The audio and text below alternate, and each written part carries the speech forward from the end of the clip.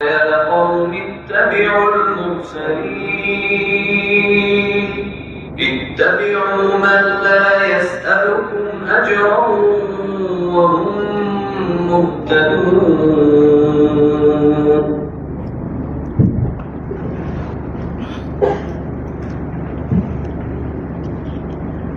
بسم الله الرحمن الرحيم.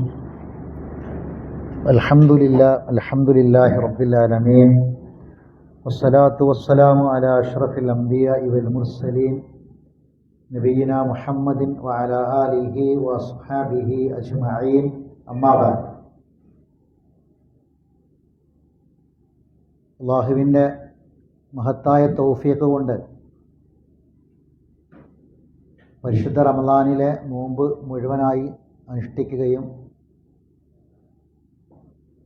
ശവ്വാലിലെ 6 നോമ്പ് അനുഷ്ഠിക്കാൻ അവസരം ലഭിക്കുകയും റമളാനിനെ പൂർണ്ണമായും ഉപയോഗപ്പെടുത്താൻ ഒക്കെ ആവശ്യമായ ആയുസ് അള്ളാഹു നമുക്ക് നൽകിയിട്ടുണ്ടായിരുന്നു. അൽഹംദുലില്ലാഹ്.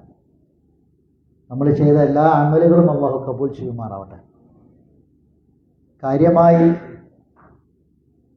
റമളാനിൽ റഹ്മാനായ റബ്ബിനോട് നമ്മൾ ചോദിച്ചത്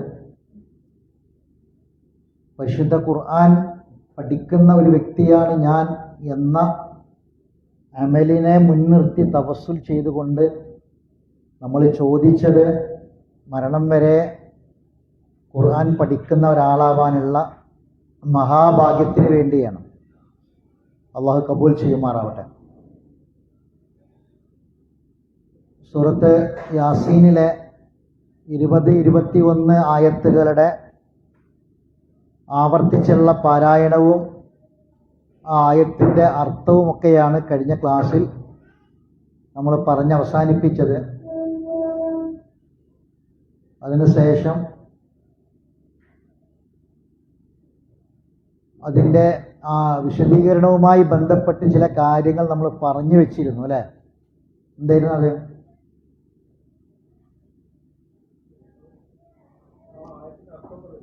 അതിനർത്ഥം നമ്മൾ പറഞ്ഞു എഴുതി. പിന്നെ അതിൽ ചില കാര്യങ്ങൾ നമ്മൾ പറഞ്ഞു തുടങ്ങി വെച്ചിരുന്നു. അല്ല, അത് പറഞ്ഞു. ആ വിഷയത്തിലെ കണ്ടന്റുമായി ഇത്തബിഉൽ മുർസലീൻ എന്നതാണ് ആ ആയത്തിന് ഏറ്റവും പ്രധാനപ്പെട്ട ഭാഗം. ഇത്തിബാഉൽ മുർസലീൻ, ഇത്തിബാ ആണ് വിഷയം. അപ്പം അതുമായി ബന്ധപ്പെട്ട്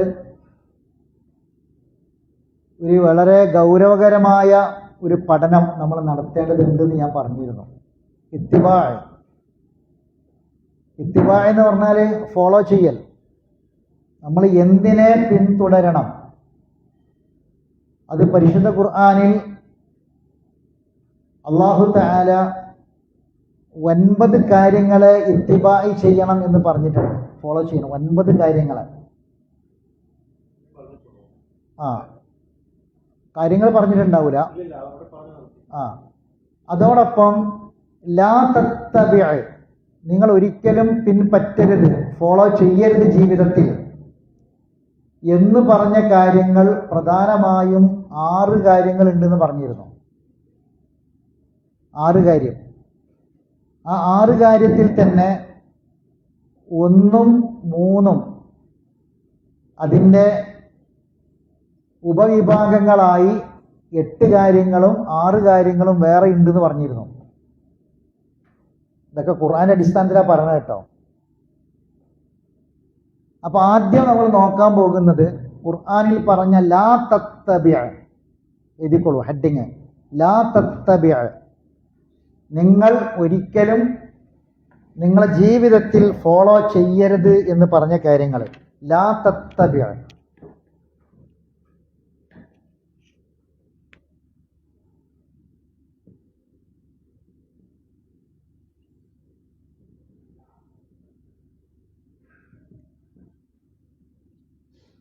ലാ തത്തബിഅ എന്ന് പറഞ്ഞ കാര്യം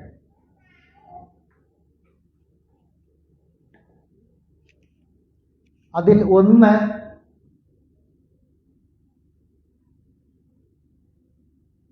അഹ്വാ,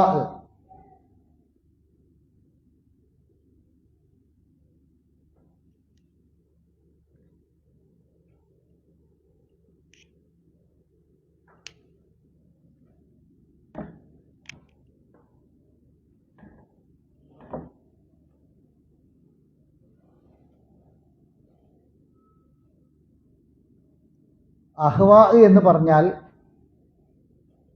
നമുക്ക് ഇങ്ങനെ തോന്നുന്ന കാര്യങ്ങൾ, അവനവന്റെ ഇച്ഛകൾ, ഊഹങ്ങളല്ല, ഇച്ഛകൾ.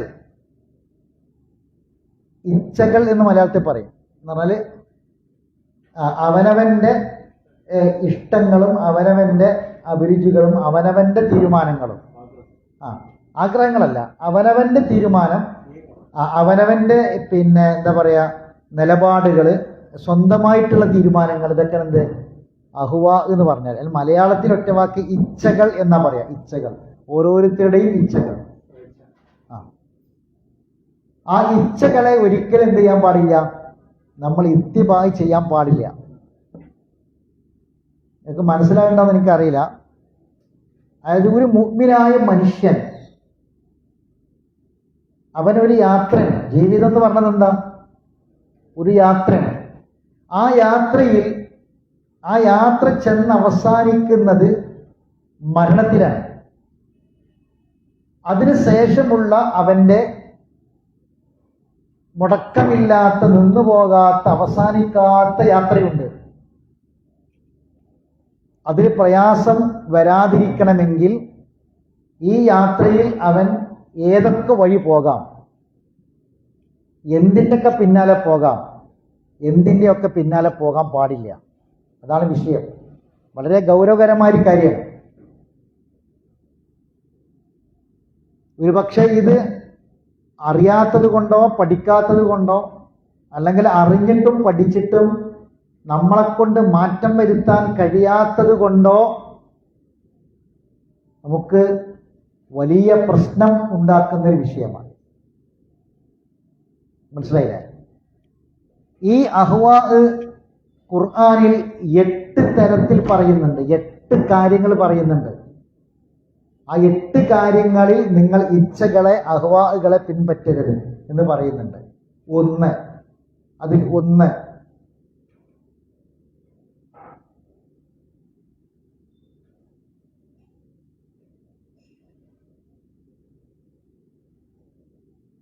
ഹക്കിന്റെ വിഷയത്തിൽ, ഹക്കിന്റെ വിഷയം,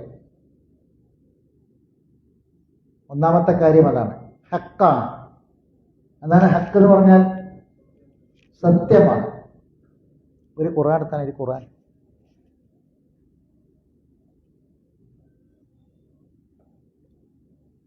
സൂറത്ത് മാഇദയിലെ 48-ാമത്തെ ആയത്ത് മറിക്കുക.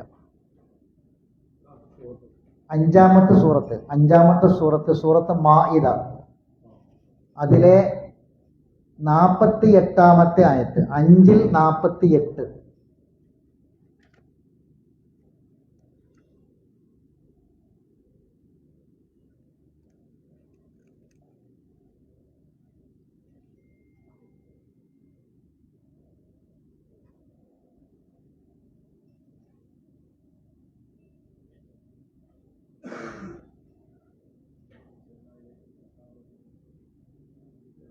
കണ്ട ആയത്തോതിക്കൊള്ളി. وأنزلنا إليك الكتاب بالحق مصدقا لما بين يديه من الكتاب ومهيمنا عليه فحكم بينهم بما أنزل الله ولا تتبع أهواءهم عما جاءك من الحق لكل جعلنا منكم شرعة ومنهاجا ولو شاء الله لجعلكم أمة واحدة ولكن ليبلوكم فيما آتاكم فاستبقوا الخيرات إلى الله مرجعكم جميعا فينبئكم بما كنتم فيه تختلفون. ആയത്തിൽ പരാമർശിക്കുന്ന കാര്യം വലാ തത്തബിഅ അഹ്വാഅഹും. കണ്ട, അമ്മാ ജാഅക മിനൽ ഹഖ്. വലാ തത്തബിഅ, നിങ്ങൾ ഒരിക്കലും പിൻപറ്റരുത് എന്ന് പറഞ്ഞ കാര്യങ്ങൾ 8 എണ്ണമുണ്ട്. അതിൽ ഒന്ന് അഹ്വാ ആണ്. അതാണ് നമ്മൾ ഈ ആയത്തിൽ കാണുന്നത്. എന്താണ് ഈ അഹ്വാഇനെ പിൻപറ്റുക എന്ന് പറഞ്ഞാൽ ആയത്ത് മനസ്സിലാക്കിയാൽ നിങ്ങൾക്ക് മനസ്സിലാവും. വഅൻസൽനാ ഇലൈക്കൽ കിതാബ, ശ്രദ്ധിക്കുക, നിങ്ങൾക്ക് തീർച്ചയായും നാം ഒരു കിതാബ് ഇറക്കി തന്നിട്ടുണ്ട്. ബിൽ ഹക്ക്, യാഥാർത്ഥ്യവും കൊണ്ട്, കുറേ സത്യങ്ങളുമായി യാഥാർത്ഥ്യങ്ങളുമായി നിങ്ങൾക്കൊരു ഗ്രന്ഥം അല്ലാഹ് ഇറക്കി തന്നിട്ടുണ്ട്. ഈ ഗ്രന്ഥം മുസദ്ദിഖൻ ലിമാ ബൈന യദൈഹി മിനൽ കിതാബി, ഗ്രന്ഥത്തിൽ നിന്ന് അതിനു മുമ്പുള്ള ഗ്രന്ഥങ്ങളെയൊക്കെ സത്യപ്പെടുത്തുന്ന ഗ്രന്ഥമാണ്. എന്ന് പറഞ്ഞാൽ തൗറാത്തിനെയും ഇൻജീലിനെയും സബൂറിനെയും ഒക്കെ സത്യപ്പെടുത്തുന്നു. അതിൽ ഈ ഗ്രന്ഥത്തെ ഖുർആനിനെയും സത്യപ്പെടുത്തുന്നു. വ മുഹൈമിനൻ അലൈഹി, അതിനെ സാക്ഷിയുമാണ് ആ ഗ്രന്ഥം. പരിശുദ്ധ ഖുർആൻ മറ്റുള്ള ഗ്രന്ഥങ്ങൾക്ക് സാക്ഷിയാണ്, ആ ഗ്രന്ഥങ്ങൾ ഇതിനും സാക്ഷിയാണ്. കാരണം എന്താ? എല്ലാം വന്നത് ഒരേ സ്ഥലത്ത് നിന്നാണ്. മനസ്സിലായി? ഇപ്പം നമ്മുടെ നാട്ടിൽ ഒരു മുസ്ലിമായ ഒരു വ്യക്തി ഫാദറായിട്ട് മാറിയ ചങ്ങായിണ്ട്. ആ ചങ്ങാതി ഇസ്ലാമിനെ വിമർശിക്കാൻ വേണ്ടി പറയണത്, എടോ മുസ്ലിം, എൻ്റെ കയ്യിലുള്ള ഖുർആൻ ഇത് കോപ്പി അടിച്ചതാണ്. ഇതേ സംഗതി ബൈബിളിലും ഇഞ്ചിയിലും പിന്നെ തൗറാത്തിലും ഇഞ്ചിയിലും ഒക്കെ ഉണ്ട്. മനസ്സിലായില്ലേ? അതേ സാധനം തന്നെയാണ് ഇത് കോപ്പി അടിച്ച് പറഞ്ഞാന്നാണ്. അപ്പം അത്രയും വിവരമില്ലാത്തൊരു പൊട്ടത്തരാണ് ആ പറഞ്ഞതെന്നർത്ഥം. കാരണം എന്താ? ഖുർആനിലുള്ളത് തന്നെയാണ് യഥാർത്ഥമായ തൗറാത്തിലും ഇഞ്ചിയിലും എന്താണോ പുതിയ നിയമത്തിലും പഴയ നിയമത്തിലൊക്കെ എന്താണോ ഉള്ളത് അത് തന്നെയാണ് എന്തിനുള്ളത്? ഖുർആനിലുള്ളത്. പിന്നെ ഖുർആൻ എന്തിനിറക്കേണ്ടി വന്നു? അതിൽ പുരോഹിതന്മാര് മാറ്റത്തിരുത്തലുകൾ വരുത്തിയത് കൊണ്ടാണ് പിന്നീട് ഈ ഒരു ഗ്രന്ഥം ഇറക്കേണ്ടി വന്നത്. ഈ ഗ്രന്ഥത്തിൽ ഒരിക്കലും ആർക്കും ഒരു മാറ്റത്തിരുത്തലും വരുത്താൻ കഴിയൂല. അതാണ് ഈ ഗ്രന്ഥത്തിന്റെ പ്രത്യേകത. മനസ്സിലായിട്ടുണ്ടല്ലോ? ബാക്കി ശരിയെന്ന് അല്ലാഹ് പറയാം. ഫഹുക്കും, ശരിക്കും ശ്രദ്ധിക്കണം ആയത്തിട്ടാ. ഫഹുക്കും ബൈനഹും, അതുകൊണ്ട് അവർക്കിടയിൽ ഹുക്മ് പറയുക, മതനിയമം പറയുക. ബിമാ അൻസൽ അല്ലാഹ്, അള്ളാഹു ഇറക്കിയ ഈ ഗ്രന്ഥത്തിന്റെ അടിസ്ഥാനത്തിൽ ഹുക്മ് പറയാം. ഒരു മുസ്ലിം തന്റെ ജീവിതത്തിൽ എന്ത് നിലപാട് സ്വീകരിക്കണം എന്ന വിധി പറയേണ്ടത്, ഹുക്മ് പറയേണ്ടത് എന്തിനടിസ്ഥാനത്തിലാണ്? ഈ ഗ്രന്ഥത്തിന്റെ അടിസ്ഥാനത്തിലാണ്. എന്നിട്ട് അല്ലാഹ് പറയാ, വലാ തത്തബിഅ അഹ്വാഅഹും, അവരുടെ തന്നിഷ്ടങ്ങളെ അഥവാ ഇച്ഛകളെ നീ ഒരിക്കലും പിൻപറ്റരുത്. അമ്മാ ജാഅക മിനൽ ഹഖ്, നിനക്ക് ഈ ഹക്ക് വന്നു കിട്ടിയിട്ടുണ്ട്. ഈ ഹക്ക് നിനക്ക് വന്നു കിട്ടിയതിനാൽ ഒരിക്കലും നീ മറ്റുള്ളവരുടെ ഇച്ഛകളെ നീ എന്താക്കാൻ പാടില്ല? തന്നിഷ്ടങ്ങളെ പിൻപറ്റാൻ പാടില്ല. മനസ്സിലാകുന്നുണ്ടോ? അതായത് നമ്മളുടെ കുടുംബത്തിൽ, നമ്മളെ വീട്ടിൽ, നമ്മളെ ജീവിതത്തിൽ നമ്മളൊരു മുസ്ലിമാണ്. നമ്മളെ കുടുംബം ഒരു മുസ്ലിം കുടുംബമാണ്. നമ്മൾ ജീവിക്കുന്നത് ഒരു മുസ്ലിം സമൂഹത്തിലാണ്. അതുകൊണ്ട് നമ്മുടെ ജീവിതം എങ്ങനെയാകണം എന്നത് നമ്മൾ തീരുമാനിക്കേണ്ടത് ഈ ഗ്രന്ഥത്തിന്റെ അടിസ്ഥാനത്തിലായിരിക്കണം, ഈ സത്യത്തിന്റെ അടിസ്ഥാനത്തിലായിരിക്കണം. ഞാൻ അതാ പറഞ്ഞത്, നമുക്കിത് പറ്റുന്നുണ്ടോ എന്നുള്ളത് മറ്റൊരു വിഷയമാണ്. ഞാൻ ഒരു ഉദാഹരണം പറയാം, നമുക്ക് എല്ലാവർക്കും പെട്ടെന്ന് മനസ്സിലാകാൻ. നമ്മളെ വീട്ടിൽ നമ്മളുടെ മക്കളുടെ ബർത്ത്ഡേ ആഘോഷിക്കുന്നു. ഒരു മുസ്ലിം ബർത്ത്ഡേ ആഘോഷിക്കുന്നു. അപ്പോൾ ബർത്ത്ഡേ ആഘോഷിക്കുന്നത് എന്തുകൊണ്ടാണ്? ഈ ബർത്ത്ഡേ ആഘോഷിക്കുന്നത്, നമ്മുടെ തൊട്ടടുത്ത ഫ്ലാറ്റിൽ ഒരു മുസ്ലിം കുടുംബമുണ്ട്, അവിടെ ബർത്ത്ഡേ ആഘോഷിച്ചിട്ടുണ്ട്. നമ്മളെ കുടുംബത്തിലും നമ്മുടെ ബാക്കിയുള്ള അയൽപക്കത്തും ഒക്കെ മുസ്ലിമീങ്ങൾ തന്നെയാണ്. അവർ ബർത്ത്ഡേ ആഘോഷിക്കുന്നു, സ്റ്റാറ്റസ് വെക്കുന്നു, നമ്മളെ മൊബൈലിലേക്ക് വരുന്നുണ്ട്, വാട്സപ്പിൽ വരുന്നുണ്ട്, നമ്മൾ കാണുന്നുണ്ട്. അപ്പോൾ നമ്മൾ ആ പരിപാടിക്കൊക്കെ പോയിട്ടുണ്ട്. അപ്പോൾ ഇനി നമ്മളത് ഇവിടെ ഉണ്ടാകുമ്പം ഇവിടെയും ബർത്ത്ഡേ ഉണ്ടാവുമല്ലോ. ബർത്ത്ഡേ ഇല്ലാത്ത ആൾക്കാരല്ലല്ലോ ഇവിടെ ഉള്ളത്, കൊല്ലത്തിലൊരിക്കലൊന്നും ആണല്ലോ. അപ്പോൾ നമുക്ക് ഇത് നടത്താതിരിക്കാൻ പറ്റുന്നില്ല. നമ്മൾ ഇവിടെ എത്തിയെന്ന് ആലോചിക്കണം. ഒരു മുസ്ലിമിനെ ആഘോഷിക്കാൻ പറ്റുമോ? ഇസ്ലാമിക ഹുക്കം എന്താ? ഒരു മുസ്ലിമിന് ബർത്ത്ഡേ ആഘോഷിക്കാൻ പറ്റുമോ? ഇസ്ലാമിക ഹുക്കം എന്താ? പാടില്ല എന്നല്ലേ? അത് വ്യക്തമാണല്ലോ, അതിൽ അഭിപ്രായ വ്യത്യാസം ഇല്ലല്ലോ. നമ്മളെ മക്കളെക്കാൾ നമ്മൾ സ്നേഹിക്കുന്നത് അള്ളാന്റെ റസൂലിനല്ലേ, സല്ലല്ലാഹു അലൈഹി വസല്ലം അല്ലേ? ആ റസൂലിന്റെ ബർത്ത്ഡേ ആഘോഷിക്കാൻ പറ്റുമോ? പറ്റുമോ? ഉണ്ടോ? ഇല്ല അല്ലേ? എന്നാൽ അത് ആഘോഷിക്കുന്ന ആൾക്കാർ വരെ സ്വന്തം മക്കളെ ബർത്ത്ഡേ ആഘോഷിക്കുന്നത് നിരുത്സാഹപ്പെടുത്തുന്നുണ്ട്. അപ്പം നമ്മൾ ഇവിടെ എന്തിനെ ഫോളോ ചെയ്യണത്? എന്തിനാണ് ഫോളോ ചെയ്യുന്നത്? ഇത്തിബായ് ചെയ്യണത് എന്തിനെ? അഹ്വായിനാണ് ഇത്തിബായ് ചെയ്യണത്. ഇത് ഒരു മുസ്ലിമിന് പാടുണ്ടോ എന്നുള്ളത് ചിന്തിക്കേണ്ടത്. അപ്പുറത്തെ ഫ്ലാറ്റത്തും ഇപ്പുറത്തെ ഫ്ലാറ്റത്തും അയൽവക്കത്തും കുടുംബത്തും നോക്കിയിട്ട് നമ്മളെ ജീവിതത്തിൽ നമ്മൾ ദീനുണ്ടാക്കിയാൽ, നമ്മളെ ജീവിതം ഒരു മുസ്ലിമിന്റെ ജീവിതം മറ്റുള്ളവരുടെ ഇച്ഛക്കനുസരിച്ച് നമ്മൾ ക്രമീകരിച്ചാൽ നമ്മളെ പരലോകം നഷ്ടപ്പെടും. പരലോകത്തിൽ വിശ്വാസം ഇല്ലാത്തവർക്ക് എന്തും പറ്റും. മരണവും മരണത്തിന് ശേഷമുള്ള ജീവിതവും ഖബറും അതിനൊന്നും വലിയ വിശ്വാസമൊന്നും ഇല്ലാത്തവനത് പറ്റും. നമുക്കത് പറ്റൂല. മനസ്സിലായിട്ടല്ലോ? ഒരു ഉദാഹരണം പറയുന്നത് മാത്രം. അതുകൊണ്ട് ഏത് വിഷയത്തിലാകട്ടെ നമ്മളൊരു കാര്യത്തിൽ ഇടപെടുമ്പോൾ നല്ലോണം ആലോചിക്കണം. ഇത് എൻ്റെ റബ്ബിന് ഇഷ്ടപ്പെടുമോ? എൻ്റെ റബ്ബിൻ്റെ മാർഗമാണോ? ദീനാണോ എന്ന് ചിന്തിക്കാൻ നമുക്ക് സാധിക്കണം. ഇനി ഇതിൻ്റെ മറ്റൊരു ഭാഗം ഞാൻ പറഞ്ഞുതരാം. അതെന്താന്ന് ചോദിച്ചാൽ, ഏതൊരു കാര്യത്തിലും ഒരു മുസ്ലിമിന് വ്യക്തമായ, അതാണ് ഈ ആയത്തിൽ പറഞ്ഞ കാര്യം. ഇതിന്റെ ബാക്കി കൂടി വായിച്ചിട്ട് പറയാം. ബാക്കി കൂടി വായിക്കേ. ലിക്കുല്ലിൻ ജഅൽനാ മിൻകും, വായിക്കേ. ലിക്കുല്ലിൻ ജഅൽനാ മിൻകും ശിർഅത്തൻ വ മിൻഹാജ. നിങ്ങളിൽ നിന്ന് ഓരോ സമൂഹത്തിനും ഒരു ശരീഅത്തുമുണ്ട്, ഒരു മൻഹജുമുണ്ട്. മൻഹജ് നാലാമദ്ഹബൊന്നും അല്ല, അങ്ങനെ ആരും വിചാരിക്കണ്ട. ശിർഅത്ത് എന്ന് പറഞ്ഞാൽ ശരീഅത്താണ്, മതനിയമം. മിൻഹാജ് എന്ന് പറഞ്ഞാൽ മൻഹജാണ്, എന്ന് പറഞ്ഞാൽ അത് കാണിച്ചു തന്നൊരു മാർഗം. ഇസ്ലാമിന്റെ പ്രത്യേകത എന്താ പറയുക? ലക്ഷ്യം മാത്രം നന്നായ പോരാ, മാർഗം കൂടി നന്നാവണം. മനസ്സിലായില്ലേ?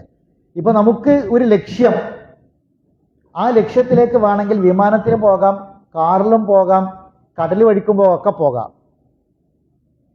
ആ പോകുന്ന വഴി എന്താണ്? മാർഗമാണ്. എത്തേണ്ട ഒരു സ്ഥലത്തേക്ക് എങ്ങനെയെങ്കിലും അങ്ങോട്ട് എത്താൻ പറ്റൂല ഇസ്ലാമില്. ദീനിന്റെ ദുനിയാവിന്റെ കാര്യത്തിൽ നമുക്ക് അതൊക്കെ പറ്റും, ദീനിന്റെ കാര്യത്തിൽ എങ്ങനെയെങ്കിലും എത്താൻ പറ്റൂല. ലക്ഷ്യവും ശരിയാകണം, ആ ലക്ഷ്യത്തിലേക്കുള്ള മാർഗവും ശരിയാകണം. ശരീഅത്തും മൻഹജും അതാണ്. സ്വർഗമാണ് ലക്ഷ്യം എങ്കിൽ ആ സ്വർഗത്തിലേക്ക് എത്താനുള്ള മൻഹജ് എന്താ പറയുന്നത്? ആ മൻഹജ് നമ്മളെ മുൻഗാമികൾ പോയ വഴിയാണ്. ആ വഴിയല്ലാത്ത വഴി കൂടെ പോകാൻ പറ്റൂല. അപ്പോൾ ഓരോ സ്വർഗമാണ് ആഗ്രഹിച്ചത്, നമ്മളും സ്വർഗമാണ് ആഗ്രഹിക്കുന്നത്, എങ്ങനെയെങ്കിലും അത് എത്തിയാൽ പറ്റൂല. മനസ്സിലാകണ്ട? ശരീഅത്തും മൻഹജും മനസ്സിലാകണ്ട? മൻഹജ് എന്ന് പറഞ്ഞാൽ ലക്ഷ്യത്തിലേക്കുള്ള ആ മാർഗം കൂടി ക്ലിയർ ആവണം. ആ മാർഗം നമ്മളെ മുന്നിൽ പോയ ആൾക്കാരുടെ മാർഗമാണ്, മുൻഗാമികളായ ആളുകൾ. അതാരാ മുൻഗാമികൾ എന്ന് പറഞ്ഞാൽ നമ്മളെ നേരെ വാപ്പാന്റെ വാപ്പിയല്ല. അതൊക്കെ നോക്കിയാൽ നമ്മൾ തെറ്റിപ്പോകും. കാരണം എന്താ? നമ്മളെ വാപ്പാന്റെ ഒക്കെ കാലത്ത് എന്തുണ്ടായിരുന്നത് നാട്ടില്? ഇംഗ്ലീഷ് വിദ്യാഭ്യാസം പാടുണ്ടായിരുന്ന? ആരിനെത്ത് പാടുണ്ടായിരുന്ന? ശുദ്ധമായ മലയാളം സംസാരിക്കാൻ പാടുണ്ടായിരുന്ന? രേഖ ചരിത്രമാണ്. ഇംഗ്ലീഷ് നരകത്തിലെ ഭാഷ എന്നാ പറഞ്ഞത്. മദ്രസ വിദ്യാഭ്യാസം, മദ്രസയിലെ മീമ് ജഹന്നമിന്റെ അവസാനത്തെ മീമാന്നാ പറഞ്ഞത്. പാടില്ലായിരുന്നു. അത് ഏതാ തലമുറ? അപ്പൊ അതല്ല പറഞ്ഞത്, അതല്ല. പിന്നെ ഏതാണ്? നമുക്ക് ഒരിക്കലും തെറ്റാത്ത പൂർവികന്മാരാരായിരിക്കും? ഒരു നമ്മളെ പൂർവികന്മാർ കുറെ ഉണ്ടല്ലോ തലമുറ, അതിൽ തെറ്റൂല ഉറപ്പുള്ള പൂർവികന്മാരാരാ? നബിന്റെ കാലത്ത് ജീവിച്ച സഹാബികള്, അത് തെറ്റൂല. മനസ്സിലാണ്ട പറഞ്ഞത്? അവിടെ നോക്കണം, ആ മാർഗം നോക്കണം. അവരെ മാർഗമാണ് നോക്കേണ്ടത്, അതിന് താഴെയുള്ള മാർഗമല്ല നോക്കേണ്ടത്, ആ മാർഗം നോക്കണം.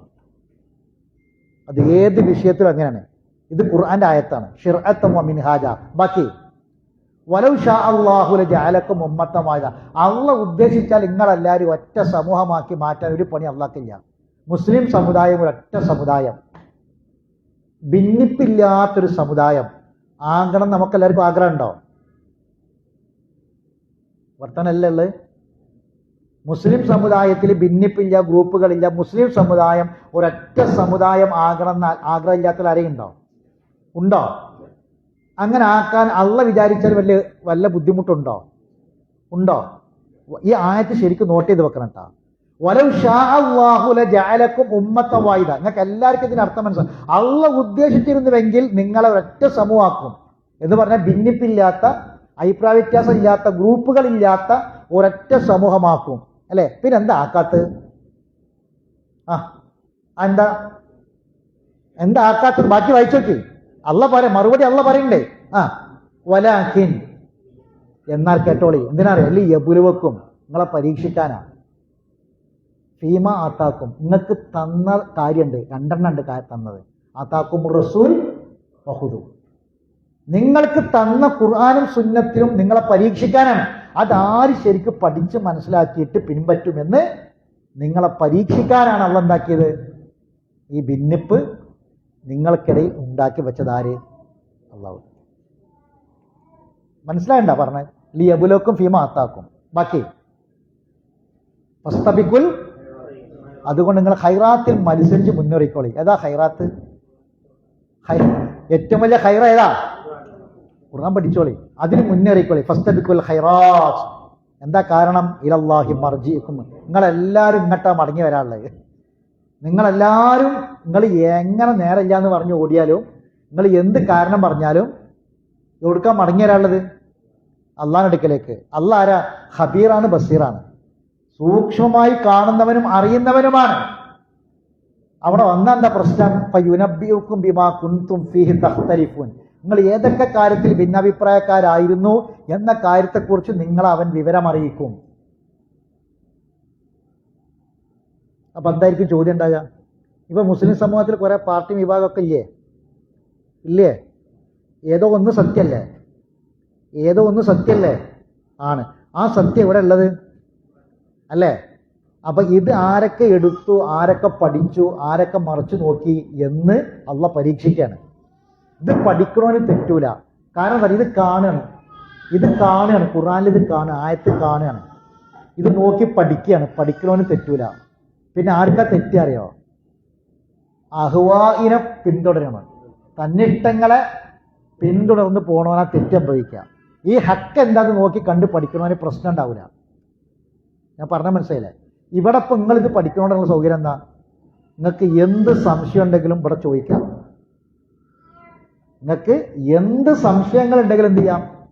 നിങ്ങൾക്ക് ഇവിടെ ചോദിക്കാം. അങ്ങനല്ലല്ലോ ഖുർആനിൽ ഇങ്ങനെ ഒരായത്തില്ലേ? ഖുർആനിൽ ഇങ്ങനെ ഒരു സംഭവമില്ലേ? ഇസ്ലാം ചരിത്രത്തിൽ ഇങ്ങനെ ഇല്ലേ? ഹദീത്ത് ഇങ്ങനെ ഇല്ല എന്ന് ചോദിക്കാം. നിങ്ങൾക്ക് പഠിക്കാം. മനസ്സിലാണ്ട പറഞ്ഞത്? അപ്പൊ നാളെ പരലോകത്ത് അള്ള പറയും, ഇങ്ങോട്ടാ മടങ്ങി വരാം. ഇവിടെ വന്നാൽ നിങ്ങൾ ഭിന്നിച്ച വിഷയത്തെക്കുറിച്ചൊക്കെയുള്ള വിവരം അറിയിക്കും. ആ വിവരം അറിയിക്കൽ എങ്ങനെ വിവരം അറിയിക്കുക? അത് അള്ളാന്റെ ഖുർആനിൽ ഈ വിവരം അറിയിക്കൽ എങ്ങനെയത് ഖുർആനിലുണ്ട്. മരിക്കുന്ന സമയം മുതലുള്ള ചോദ്യമുണ്ട്, ഖബറിലുണ്ട്. നരകത്തേക്ക് എറിയുമ്പോ വരെ ചോദിച്ചിട്ടാ ഇറിയ. നരകത്തേക്ക് ഓരോരുത്തരെ വലിച്ചെറിയുമ്പോൾ ചോദിക്കുന്നുണ്ട്, അലം എഴുത്തിക്കും നദീർ, എന്തേ ഇങ്ങനെ ഒരു നരകം ഉണ്ട് എന്നുള്ള മുന്നറിയിപ്പുള്ള ഒരു ഗ്രന്ഥം ഒരു നബി കൊണ്ടുവന്നിട്ടില്ലായിരുന്നോന്ന്. നരകത്തേക്ക് എറിയുമ്പോ വരെ ചോദിക്കുന്നുണ്ട്. ചോദിച്ചിട്ടാണ് എറിയ. എന്തേ അങ്ങനെ ഒരു ഗ്രന്ഥം ഇല്ലായിരുന്നോ? നോക്കാനുള്ള കണ്ണ് തന്നിട്ടില്ലായിരുന്നോ? സമയം തന്നിട്ടില്ലായിരുന്നോ? ആരോഗ്യം, സമ്പത്തും മുതലൊക്കെ തന്നിട്ടില്ലായിരുന്നു. എന്തിത് മറച്ചു വെക്കാഞ്ഞ്? ഇങ്ങനെ സാധനം ഇല്ലേന ദുനിയാവില് എന്ന് അള്ളാഹു ചോദിക്കുന്ന പറഞ്ഞത്. ഫയുനബ്ബിഉക്കും ബിമാ കുൻതും ഫീഹി തഖ്തലിഫൂൻ. അപ്പം ഇതിനെ വെച്ച് നമുക്ക് മറ്റൊരു വിഷയത്തിൽ പറയാണ്ട്. അതെന്താ? ഒരു കാര്യത്തിൽ മതനിയമങ്ങൾ വളരെ വ്യക്തമാണ്. അപ്പൊ ആ നിയമം നമ്മൾ പിൻപറ്റണം. ഇല്ല എങ്കിൽ എന്താ ഉണ്ടാവുമെന്നറിയോ? ഈ ലോകത്തും നമുക്ക് നഷ്ടം സംഭവിക്കും, വരാൻ പോകുന്ന ലോകത്തും നഷ്ടം സംഭവിക്കും. അതെങ്ങനെ സംഭവിക്കാം? ഇപ്പൊ ഞാനൊരു ഉദാഹരണം പറഞ്ഞുതരാം. നമ്മളെ നാട്ടില് ഒരു പെൺകുട്ടി, 10-30 വയസ്സുള്ള ഒരു പെൺകുട്ടി മരിച്ചു എന്ന് പറയാൻ പറ്റില്ല, കൊന്നു എന്ന് പറയണം. കാരണം എന്താ? പ്രസവവേദന ഉണ്ടായിട്ട് ആശുപത്രിയിൽ കൊണ്ടുപോകാതെ, ഡോക്ടറെ കാണിക്കാതെ ആ പെണ്ണിനെ വീട്ടിലിട്ടിട്ടാണ് കൊന്നു ഒരു മനുഷ്യൻ. വലിയ താടിയും തലപ്പോക്കുള്ള ഒരാൾ. അയാളെ പോലീസ് അറസ്റ്റ് ചെയ്തപ്പോൾ ജയിലിലാണ്. എന്താ പ്രശ്നം? പ്രശ്നം അയാൾ പറഞ്ഞത് ദീനാ പറഞ്ഞത്, അവിടെ പ്രശ്നം. അതുകൊണ്ടത് പറയേണ്ടി വരുന്നത്. അള്ളാഹുത്തല അയാൾക്ക് 4 ആൺകുട്ടികളെ കൊടുത്തു. ആ 4 ആൺകുട്ടികളും ആശുപത്രിയിലാണ് പ്രസവിച്ചത്. ഒരു പ്രശ്നം ഉണ്ടായിട്ടില്ല. 4 ആൺകുട്ടികൾ. ആ 4 ആൺകുട്ടികൾ 15 വയസ്സിനും 4 വയസ്സിനും ഇടയിലുള്ള 4 ആൺകുട്ടികൾ. അന്നൊന്നും ഒരു പ്രശ്നം. അതിന് ശേഷം ഇയാൾ കുറച്ച് പഠിക്കാൻ തുടങ്ങിയപ്പം ഈ ശരീരത്തും മനഃക്കും അനുസരിച്ചല്ല പഠിച്ചത്. പഠിച്ചപ്പോൾ എന്തായിന്ന് അറിയങ്ങള്, ദീനിന്റെ കാര്യത്തിൽ ഓവറായി ഒലുവ് വന്ന്. ഇപ്പം നമ്മളൊക്കെ നാട്ടിലുണ്ട്, കുറച്ചൊക്കെ ഒന്ന് പിന്നെ എന്താ പറയുക, ദീനൊക്കെ ബന്ധപ്പെട്ട അപ്പം പിന്നെ ഈ ചികിത്സാ രീതി പഠിക്കാൻ പോവാണ്. അതിൽ പെട്ട അക്യൂപഞ്ചർ പഠിക്കുക. അക്യൂപഞ്ചർ നല്ല ചികിത്സ തന്നെയാണ്, അത് സംശയമൊന്നും വേണ്ട. അക്യൂപഞ്ചർ നല്ല ചികിത്സാ രീതിയാണ്. പക്ഷേ എല്ലാ രോഗത്തിനും അത് മതിയാകൂല. ഓരോ രോഗത്തിനും ഓരോ തരമുണ്ട് ചികിത്സകളും കാര്യങ്ങളൊക്കെ. അതിനനുസരിച്ചത് ഉപയോഗപ്പെടുത്തണം. അത് റസൂലുള്ളാഹിന്റെ സുന്നത്താണ്, ഖുർആനാണ്, ഹദീത്താണ്, ഇസ്ലാമിക അധ്യാപനങ്ങളാണ്. ഇയാൾ എന്താക്കി, ഈ 4 കുട്ടികളെ ആ സമയത്ത് വരെ ഇയാളിത് പഠിക്കാനൊന്നും പോയിട്ടില്ല. അപ്പോഴൊക്കെ ആശുപത്രിയാണ്. ഇത് പഠിക്കൽ തുടങ്ങിയ ആളായപ്പോൾ പിന്നെ എന്താ വെച്ചാൽ ആശുപത്രിക്കൊന്നും പോകണ്ട, ആശുപത്രി പോകാത്തന്നെ പെരിയിൽ പ്രസവിച്ചാൽ മതി എന്ന് പറഞ്ഞു. എന്നിട്ട് ഈ പെണ്ണിനെ ദിവസങ്ങളോളം കിടത്തിയിട്ട് വേദന സഹിച്ച് ഈ പെണ്ണ് മരിക്കണം. അയൽവാസികളായ ആളുകൾ വിളിച്ചു പറഞ്ഞിട്ടാണ് ആ പെണ്ണിന്റെ വീട്ടിൽ നിന്ന് പിന്നെ ആങ്ങളെയും ഉമ്മയും രക്ഷിതാക്കൾ വന്നിട്ടാണ് ഇവളെ ആശുപത്രിക്ക് എത്തിപ്പിച്ച് മരിച്ചു.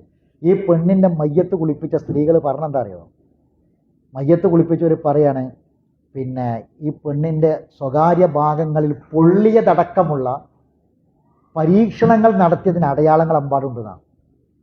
ഇവൻ്റെ ഒരു പരീക്ഷണ വസ്തുവായി ഈ പെണ്ണ്. പോസ്റ്റ്മോർട്ടം ചെയ്ത ഡോക്ടർമാർ പറഞ്ഞെന്താ അറിയോ, മുഴുവൻ ആന്തരിക അവയവങ്ങളൊക്കെ ഇൻഫെക്ഷൻ വന്നിട്ട് മുറിവ് വലുതായിട്ട് പുഴുക്കളരിച്ചു പോയിട്ടുണ്ടെന്നാണ് പറഞ്ഞത്. ആ പെണ്ണ് എത്രമാത്രം വേദന സഹിച്ചിട്ട് നിങ്ങളൊന്ന് ആലോചിച്ച് നോക്കി. പ്രസവത്തിന്റെ വേദന നമ്മളൊക്കെ ശരിക്ക്, ഞാൻ ഈ വാർത്തയൊക്കെ വായിച്ചപ്പോൾ എൻ്റെ മനസ്സിൽ എന്താ വന്നത് അറിയങ്ങള്, എൻ്റെ ഭാര്യ 4 പ്രസവിച്ചു. ആ പ്രസവിച്ച സമയത്തൊക്കെ നമ്മളെന്താ വെച്ചാൽ പ്രസവിക്കുന്ന സമയത്തൊക്കെ നമ്മൾ ആശുപത്രിയിൽ പോകും, ലേബർ റൂമിൻ്റെ മുന്നിലിരിക്കും. പ്രസവിച്ചാൽ പിന്നെ ആശുപത്രിയിൽ ബില്ലടക്കാനുള്ള ബേസും കാര്യങ്ങളൊക്കെ തയ്യാറാക്കും. ആശുപത്രി കുറച്ച് കഴിഞ്ഞാൽ പ്രസവിച്ച് വരും, അത്രേ നമുക്ക് അറിയുള്ളൂ മുന്നിൽ. പക്ഷേ അത് കഴിഞ്ഞിട്ട് ഈ നമ്മളൊക്കെ എല്ലാവരുടെ കഥയാണ് പറഞ്ഞത്, എൻ്റെ കഥ മാത്രമാക്കണ്ട, നിങ്ങളെയും കൂടി കഥ ആക്കിക്കളി. നമുക്ക് അള്ളാഹു തആല 4 കുട്ടികളെ തന്നെ വിചാരിച്ചോളി. അതിലൊരു മകളുണ്ടെങ്കിൽ ആ മകളുടെ പ്രസവത്തിന് അവൾ സഹിക്കുന്ന വേദനയായിരിക്കും ഈ പെണ്ണ് പ്രസവിച്ചപ്പോൾ 4 പ്രസവിച്ച ഉമ്മ 4 തവണ പ്രസവിച്ചപ്പോൾ സഹിച്ച വേദനയേക്കാൾ മാനസികവും ശാരീരികവുമായ വേദന ഉമ്മ സഹിക്കണം. എപ്പോഴായിരിക്കും അറിയോ, ഈ ഉമ്മ പ്രസവിച്ച മക്കളിൽ ഏതെങ്കിലും ഒരു മകള് പ്രസവിക്കുന്ന സമയത്ത്. അത്രയും വേദനയാണ്.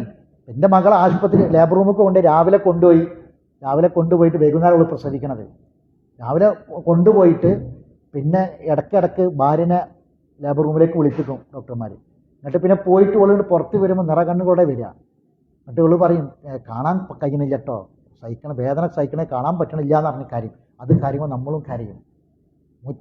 ലേബർ റൂമിൻ്റെ മുന്നിൽ ഇത് പൊട്ടിക്കരയാണ്. കാരണം അവനവൻ്റെ മക്കൾ സഹിക്കുന്ന വേദന. അതല്ല ഒരു വാപ്പാക്ക്, ഒരു ഉമ്മ ആ പ്രസവിച്ച 4 മക്കള് പ്രസവിച്ച സമയത്ത് സഹിച്ച വേദനയേക്കാൾ ആ പ്രസവിച്ച മക്കളിൽ ഒരു മകൾ പ്രസവിക്കുമ്പോൾ സഹിക്കുന്ന വേദനയാണ് സഹിക്കാൻ കഴിയാത്ത വേദന. നിങ്ങൾ ആലോചിച്ച് നോക്കി. എങ്കിൽ ഈ സഹോദരി എത്ര മണിക്കൂറുകൾ വേദന സഹിച്ചിട്ടുണ്ടാകും, പ്രസവ വേദന സഹിച്ചിട്ടുണ്ടാകും. എന്തുകൊണ്ടാണ് അങ്ങനെ സംഭവിച്ചത്? ഇവർ ദീനിന്റെ പേരാ പറഞ്ഞത്. ഇങ്ങനെ ഒരു ദീനുണ്ടോ? എന്താ ഇസ്ലാമിലെ ദീൻ എന്ന് പറഞ്ഞാൽ? ഇസ്ലാമിലെ ദീൻ എന്ന് പറഞ്ഞാൽ നമുക്കൊരു തലവേദനയും ജലദോഷം വരുമ്പോഴേക്ക് ആശുപത്രിക്ക് മണ്ടേണ്ട കാര്യമില്ല. ഒരു തലവേദന ഒരു പനിയൊക്കെ വരുമ്പോൾ നമുക്ക് എന്ത് ചെയ്യാം?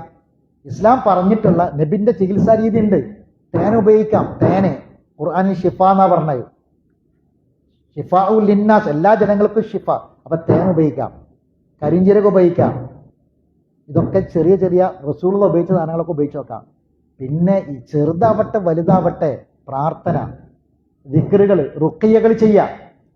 ഇസ്ലാമിലെ പ്രത്യേകം സൂറത്തുകളും ആയത്തുകളൊക്കെ ഉണ്ട്, അതൊക്കെ ചെയ്യാം, ഒക്കെ ആവശ്യമാണ്. എങ്കിൽ ഏത് ഭീകരമായ അസുഖത്തിന് അത് മാത്രം മതിയോ? അത് മാത്രം മതിയോ? പോരാ.